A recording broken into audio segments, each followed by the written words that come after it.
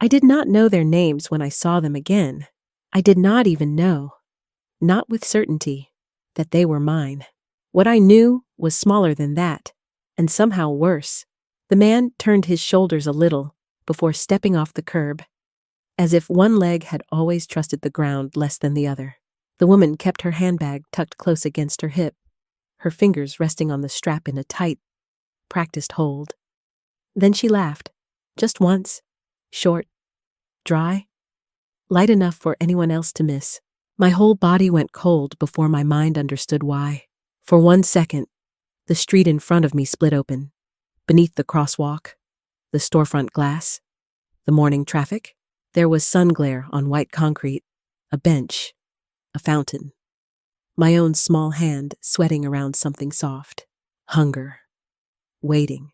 The terrible stillness that comes right before a child understands no one is coming back. My name is Linnea Vale.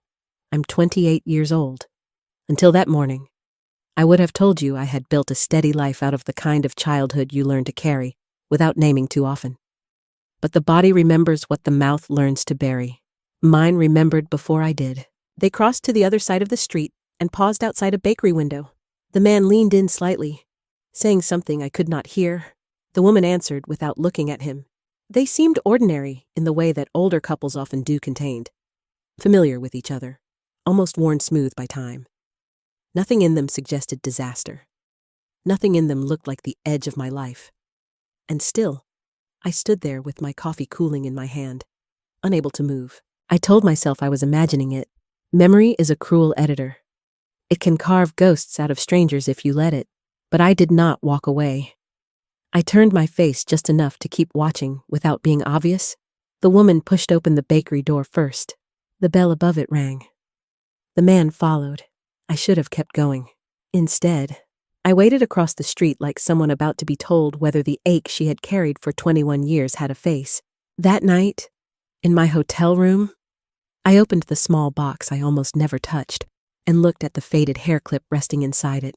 If those two strangers were really the people who left me behind, why did seeing them feel less like chance and more like the past had finally come back to collect me? This is an original story, written for Revenge Pulse, inspired by familiar human wounds and meant for reflection. It is not a portrayal of any real individual. I was 7 the day they took me to the park that was not in my city.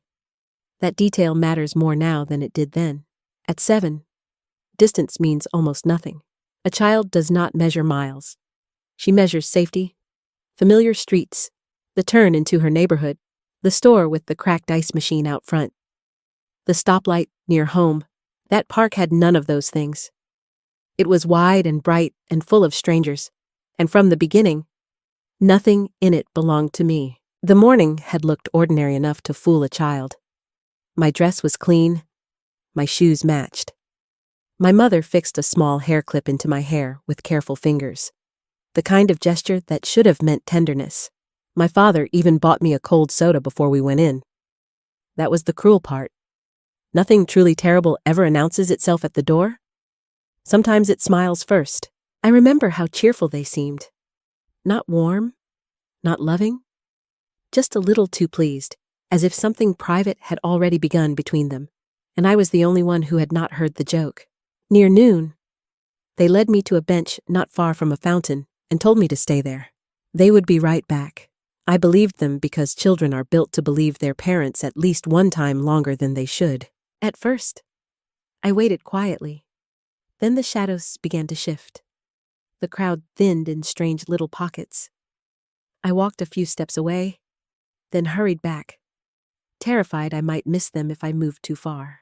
My hand hurt from gripping the hair clip after I pulled it free. My stomach growled hard enough to embarrass me. Even though no one was listening, somewhere not far off, adults laughed. Then I saw them.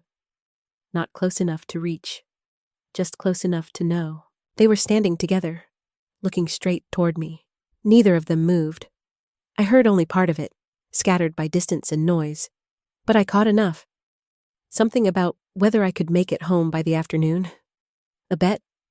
A laugh? My father's voice? My mother answering? I did not understand every word. I understood the shape of it. I was not lost to them. I was being left, By the time the sun started dropping, I knew one thing with a clarity too old for 7 years.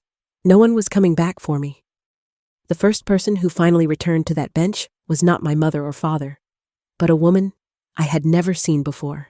The woman who saved me did not begin with panic. She did not grab my shoulders. She did not ask 10 questions at once.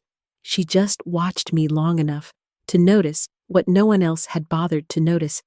I had been circling the same stretch of park for too long, with the same frightened face, and no adult ever came back for me.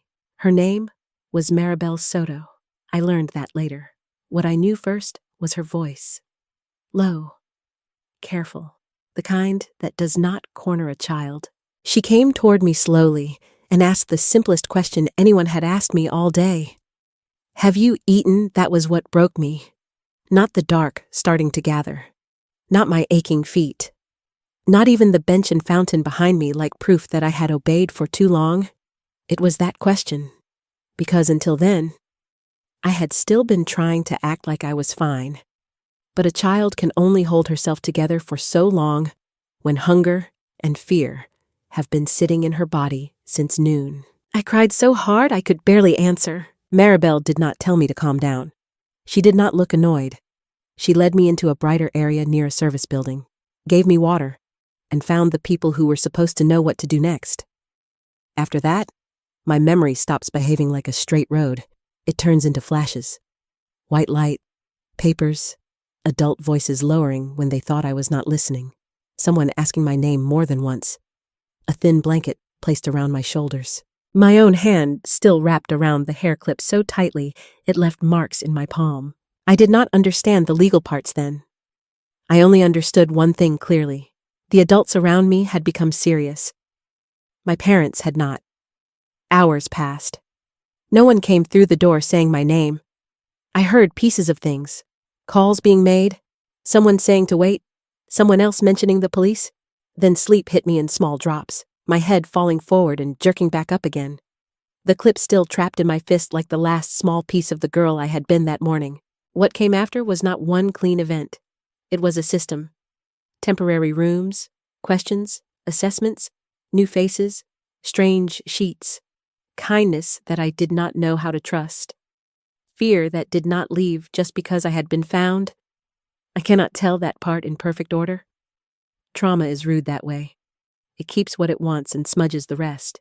But I remember this with painful clarity. The person who made sure I survived that night did not share my blood. That fact divided my life in two. Before the park, after the park, for weeks, I still thought my parents might come. I believed there would be an explanation, a correction, a door opening, footsteps running, some late and clumsy rescue that would make the world make sense again. They never came. Years later, the question that haunted me most was no longer why they left me there. It was whether they had ever really looked for me after I was gone. I did not grow up in a ruined life. That is important to say plainly, because pain becomes dishonest when it tries to swallow everything around it. Harold and June Vale were not magical people sent to fix me. They were ordinary in the best ways. Dinner happened at the same time most nights. The hall light stayed on after dark. If my bedroom door was closed, they knocked before opening it.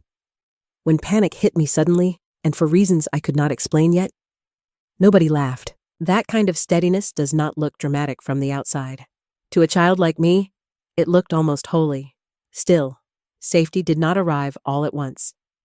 For years, I was afraid of public places, especially the large ones. I hated late afternoon because the light changed the way it had changed that day in the park. I hated hearing, "Stay here a minute," even from kind people. And I held on to small objects too tightly, as if everything I loved had loose roots and might be taken by evening. The hair clip lived in its own box. I hated it because it was all I had left from the worst day of my life. I kept it because it was all I had left from the life before that day. I learned how to be polite. I learned gratitude. I learned how to let Harold and June love me without turning every act of care into a test. In time, I learned how to call them family and mean it. But I never learned how to stop wondering why my parents had not come back. As I got older, I became kinder to them in my own mind than they had ever been to me in real life. Maybe they searched and failed. Maybe they were ashamed. Maybe they regretted it so deeply they could not bear to reopen the wound. Maybe losing me had broken them too. 21 years is a long time. Long enough for a child to grow into a woman. Long enough for grief to turn into habit. Long enough to invent mercy where none was given. Just so the heart has somewhere softer to sit. So when I saw that couple on the street, fear was not the only thing that rose in me. Hope rose, too. Thin, fragile, almost embarrassing, but real.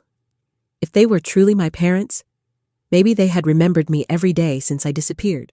The next morning, I went back to that street with one decision already made. I would not call them mine yet. I would find the truth first. I went back to that street more times than I want to admit. Not because I had some grand plan. Not because I was brave.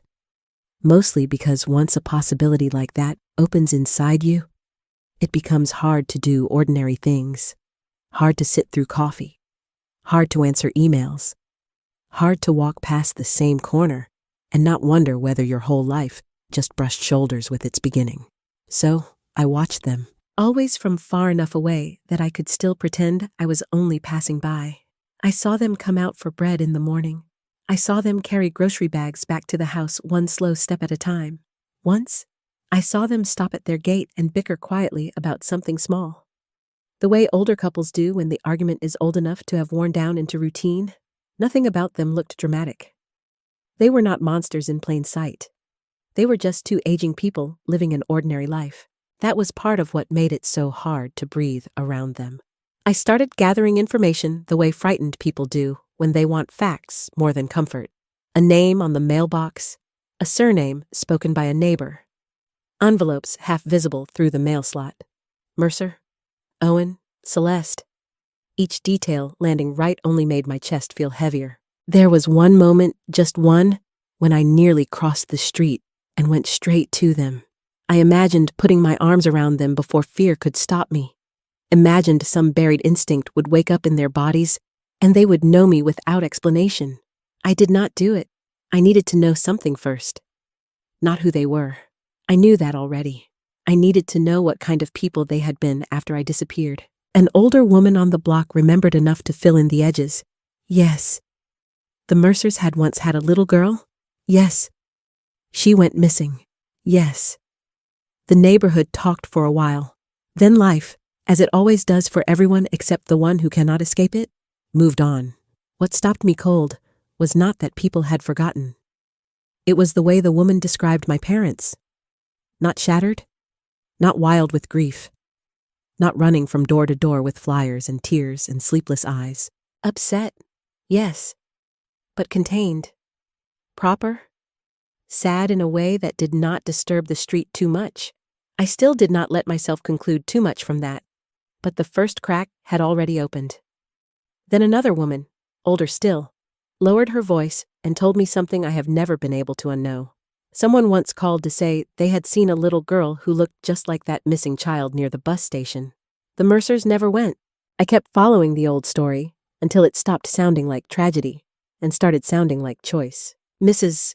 Eileen Brody lived 3 streets over from the house where Owen and Celeste still lived now. She was the kind of woman who had outlasted most pretenses. Her front curtains were always half open. Her memory, thankfully, was better than her knees. She remembered my parents. She remembered the summer I vanished. She remembered the way people talked in low voices at first. Then, in normal ones again, when enough time passed and nothing changed. What she told me did not come in one neat confession. It came in pieces. That made it worse. After I disappeared, people had called with possible sightings. A girl near a diner off the highway. A child sitting alone too long outside a pharmacy. One report, she said, had been specific enough that any parent with blood still warm in their body would have been in the car before the sentence was finished. Owen and Celeste did not go. They did not rush out in the dark. They did not chase every maybe until it broke them. They did not cling to scraps the way parents do when love has nowhere else to stand. They responded like tired people being handed a task they did not want back. Mrs. Brody did not quote them word for word every time, but she remembered the shape of what they said. If she was alive, she would find her way back. Digging it all up again would not change anything. Maybe she was gone already, and that was that. There was no single line cruel enough to hold the whole thing. The cruelty lived in the temperature of it, the flatness, the absence of urgency, the way my life had apparently become something they could lower their voices around and then set down beside the mail. I sat in my car for a long time after I left her house. I took the small box from my bag and opened it on my lap. The hair clip looked exactly the same as it always had, soft, faded, almost harmless. For the first time, I let myself think the thought I had been pushing away since the bakery window. Maybe I had not been waiting 21 years to be found. Maybe I had been waiting 21 years to confirm that no one had really been looking. Even then, some thin and foolish part of me still needed to hear it closer, needed their faces in front of mine, needed the truth with nowhere left to hide. So I decided I would knock on their door, even if it killed the last hopeful thing in me. I stood outside the Mercer house long enough for the courage to sour. The porch was smaller than I had imagined. The paint around the frame had started to peel. There was a wind chime hanging near the door that knocked softly against itself every few seconds, like a clock too delicate to tell the truth. I remember staring at the button before I pressed it, thinking how strange it was that 21 years of absence could narrow into one fingertip. Celeste opened the door first. Time had changed her face the way weather changes stone. Softer in some places, worn down in others, but her voice did something worse than recognition. It reached into me before I was ready and made my knees feel loose. Yes, Owen appeared behind her a moment later. One hand still on the hallway wall as if I had interrupted something minor. Neither of them looked at me the way a body looks at its own history. They looked at me the way people look at a stranger who might be selling something they do not want. I had imagined many versions of that moment. In none of them had I remained unnamed. I told them I was trying to learn about families who used to live on the block. It was a thin excuse, but it held long enough to get me inside the doorway of the conversation. Then I asked, as evenly as I could, whether a little girl had once gone missing from that house. The air changed, though not in the way I had prayed for. Not grief, not alarm, irritation. Celeste's mouth tightened first. Owen answered like a man brushing dust off an old shelf. Yes, there had been a child, long ago. A terrible thing, best not to keep dragging it back up. I kept going. Did they ever find out what happened to her? Did they think she might still be alive? Did they search for a long time? Each question felt like pressing on a bruise to see if it still belonged to you. Owen's tone turned flatter with every answer. Celeste avoided my eyes, but she did not break. She did not ask why I cared. She did not search my face for resemblance. No startled pause. No instinct. No tremor of blood calling to blood. That was when the room began to feel smaller than the porch had. The worst part was not that they did not know me to look at. It was that there was no warmth anywhere in their voices for the daughter they had lost. I asked one question too many. Owen exhaled sharply, then said the thing that finally finished whatever hope I still had. If she were alive, she would have come back by now. Some children leave trouble behind them even when they disappear. And just like that, I knew I was never going to hear what I had waited 21 years to hear. I asked a few more questions after that, but not because I still believed answers could save anything. I asked because some small part of me was still 7 years old and standing in that park, still trying to earn one honest look back. Was there ever a time? I asked. When you thought she might still be alive? Celeste folded her arms and stared somewhere near my shoulder. Owen gave a short shrug that felt more violent than shouting. Some things are better left buried, he said. Then Celeste, finally speaking with more weariness than feeling, added that if the girl had survived, she probably would not have wanted to come back anyway. That was almost enough to make me laugh. Not because it was funny, because it was the kind of sentence people use when they need the wound to become the victim's choice. We did what we could. Owen said next, no, I thought, you did what was easiest to live with. I was standing right there, breathing, listening, carrying 21 years of unanswered life in my body. And still they could not see me. Not really. Not in the way that mattered. I had come back to that city with one hand still open inside me, still holding out the smallest piece of hope, but there was no one in front of me willing to take it. That was when the anger thinned out and something cleaner moved in. Not peace. Not yet. Just truth. The house around us was painfully ordinary. A lamp in the corner. 2 dining chairs slightly uneven on the rug. A faint smell of old tea and dust. It struck me then how normal a room can look while a person's last illusion dies inside it. I stopped asking. Instead, I thought of Harold and June. I thought of Maribel. I thought of every person who had not made me, but had made sure I stayed alive. And for the first time since stepping onto that porch, I felt lighter. Not because it hurt less, because it was finally simple. You cannot beg to be remembered by people who never truly chose you. I opened my hand, looked down at the faded hair clip one last time, and walked toward the table in their living room. I reached into my bag and took out the hair clip. For a second, it looked smaller than I remembered. Just a faded piece of cloth and metal resting in my palm. Nothing grand, nothing dramatic. The kind of thing most people would overlook if it were lying on a sidewalk. But I had carried it for 21 years like a bone shard under the skin. I walked to the table and placed it there, right in the center of the room. Not as an accusation, not as revenge. I did not drop it hard enough to make them jump. I did not build a speech around it. I set it down gently, the way you return something fragile to the place where it first broke. That hair clip had been the last soft thing in my life before the park turned into a sentence. It was the thing my mother fixed into my hair that morning, back when I still believed care and danger could not wear the same face. It was what I tore free and held so tightly, my hand ached while the light changed and no one came back. It was the smallest piece of my childhood, and somehow it had carried the whole weight of it. As I left it on their table, I understood what I was doing. I was giving that house back the relic it had made. I was stopping the wound from traveling with me any farther. I was closing the door they never had the courage to close honestly. Owen looked at it. Celeste looked at it. Neither of them knew what they were seeing. That hurt more than every cold sentence that had come before.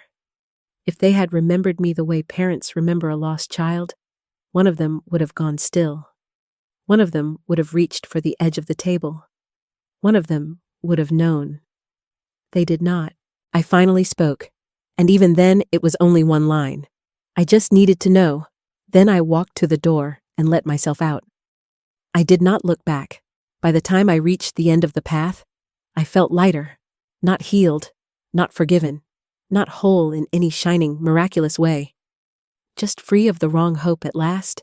2 days later, after I was already gone from that city, Celeste remembered the hair clip. 2 days later, Celeste remembered. I do not know whether it happened all at once or in pieces. Maybe she opened an old drawer and found a photograph she had not touched in years. Maybe she caught sight of herself in the mirror and lifted a hand to her hair without thinking. Maybe memory, cruel as it is, simply chose a quiet hour to return and finish what time had failed to erase. However it came too late. The pale fabric, the small metal hinge. A child standing still while her mother fixed it into place. A bright morning. A long drive. A park in another city. Then me. For the first time in 21 years. That house was thrown into real panic because of me. Not when I was left. Not when I was missing. Not when people called with possible sightings. 2 days after I had stood in their living room and walked away, that was when the truth finally broke through. Celeste called Owen. Voices rose, doors opened and shut. They began asking questions. They went back over the street where I had found them. They tried to trace the woman who had stood on their porch with my face and my silence. But by then, I was gone. I left no address, no number, no promise to come back. On the train out of the city, My hands felt strangely empty for the first time since I was 7. I was no longer carrying the hair clip with me. The pain did not vanish with it. I do not think pain works that cleanly. But something in my life had finally closed. I do not know whether they were sorry. I do not know whether they were grieving me at last, or merely panicking at the shape of what they had lost. I no longer needed to know. Some doors are not meant to open for you. They are only meant to teach you when it is time to walk through your own life without waiting outside them anymore. They began looking for me after I was already gone. I began living for myself the moment I stopped waiting for them to remember.